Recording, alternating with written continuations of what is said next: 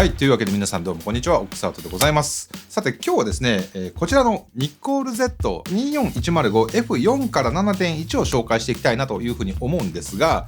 Z マウントって今やね、ほんと標準ズームのバリエーションがすごくあって、でさらにこの人気のニコン Z5-2、これは2025年に発売されたフルサイズミラーレスカメラの中で僕が一番初心者の方におすすめしたい、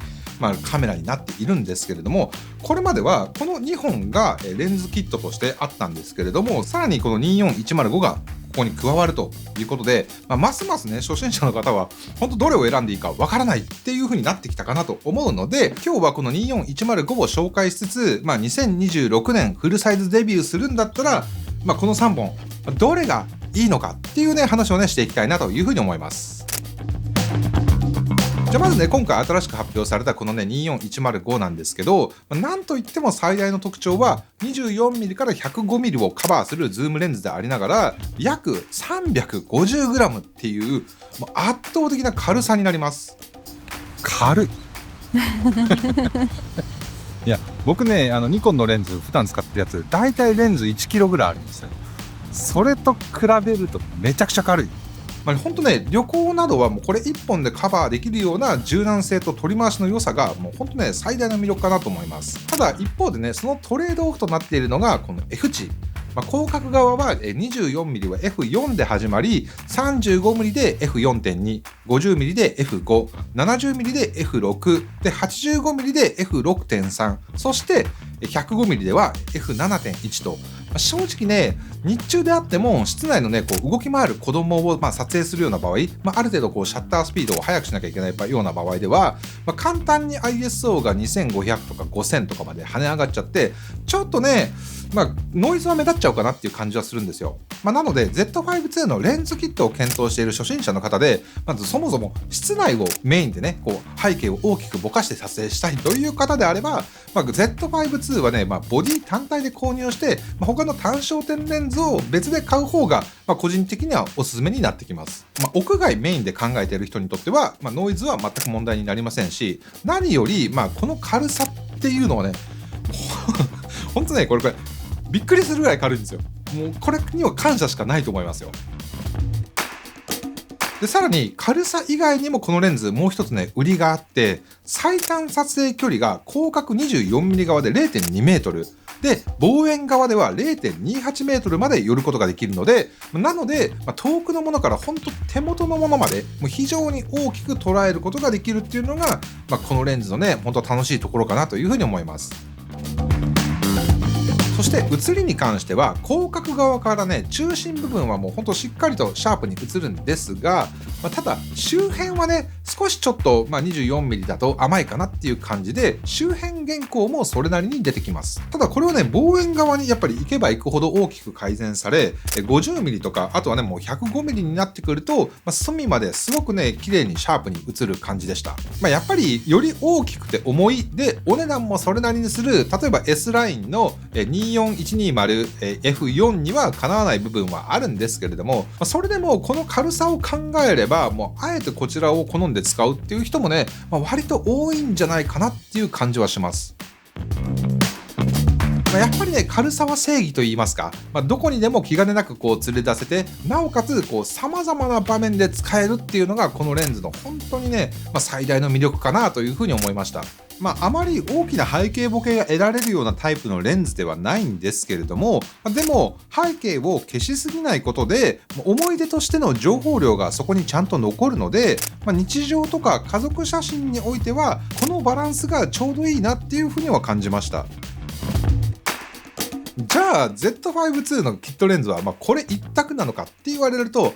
一概にもね、そうとは言えないのがレンズ選びの難しいところになるんですけれども、よりズーム域が限定されているけれども、さらに軽くてコンパクトなこの2450、そしてより大きくて重いけどさらにズーム域が広い、この24200で、F 値に関してはね、この3本どれもそんなに変わらなくて、広角はどれも同じ 24mm スタートになるので、要するに望遠側がどこまで必要なのか、またどれだけね、重さを許容できるのかっていうのが決め手になってくるかなと思います。で、どのあたりの画角を一番使うかは、本当もう何を撮るかによっても変わってくるんですけれども、個人的にはですね、動画をメインに使うんだったら、正直この2450が一番おすすめです。特にね、Vlog 的に音声収録をするっていうような撮影であれば、やっぱマイクが声を拾える距離感で撮影する場合がほとんどなのと、あとね、24105よりもさらに軽い、この 195g っ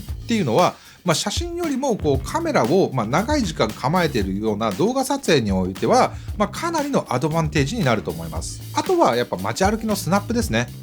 スナップ用途のレンズの場合は、僕は描写性能よりも本当今日持っていこうかなって思えるかどうかが本当一番大事だと思っているので、その点でもこのレンズはね本当最適かなというふうに思います。ただポートレート撮影の場合は、ボケ感がねこのレンズだと少し物足りないかなというふうに思うので、スナップよりもポートレートを撮ることが多いっていう場合であれば、この3本であればね望遠で撮れるボケやすい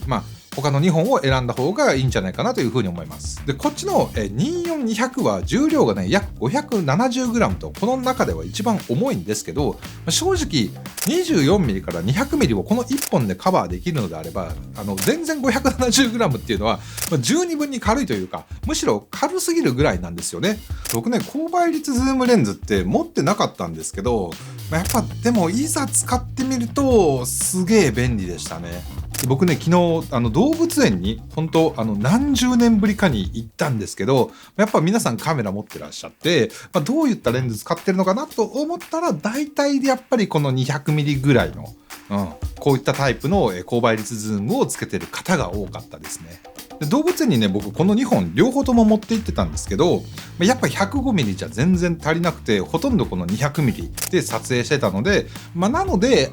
動物園の距離感、別に動物園じゃなくても推し活とか何かしらのイベントとか、自分が近づくことができないようなシチュエーションで撮影することが多いっていう方は基本的にはこの24200一択だと思いますし、そうでないのであればほとんど 200mm って、必要ないと思うので、その場合はやっぱり軽さを優先してこの24105の方がいいんじゃないかなと思います。で、僕自身はこれまでね、ファミリーとか、ちょっとした旅行とかの撮影で、200mm、もちろんあれば嬉しいけど、絶対的に必要だったってことはほとんどないので、僕がこの2本選ぶとすれば、僕のスタイルだとこの24105かなといったような感じですね。はい。というわけで、最初の1本目のレンズは、もう本当にね、大いに悩んでいただければいいかなと思うんですよ。結局、この最初の1本は別にゴールでも何でもなくて、今後ね、自分がどういった写真なり映像を撮りたいのかっていうのを知るための、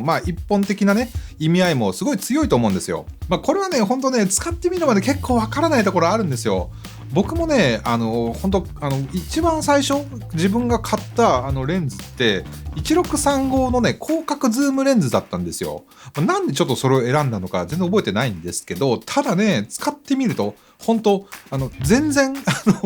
自分に合わなくて、で結局すぐ手放してね別のレンズを買い替えたんですけど、でも今思えばそれは全然失敗じゃなくて、自分がねこういったものが撮りたいんだっていうのを知ることができたいいきっかけだったかなというふうにも思うんですよ。いや自分は絶対に失敗したくないと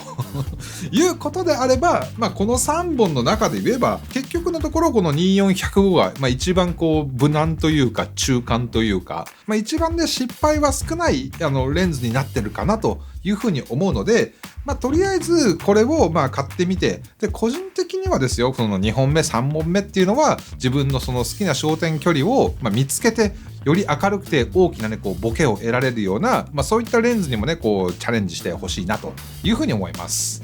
はい、というわけで、本日の動画は以上となります。この動画がですね皆さんの最初の1本目のレンズ選びの参考になったということであれば、ぜひね、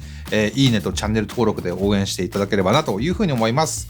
はい、というわけでそれでは皆さんまた次の動画でお会いしましょう。ピース。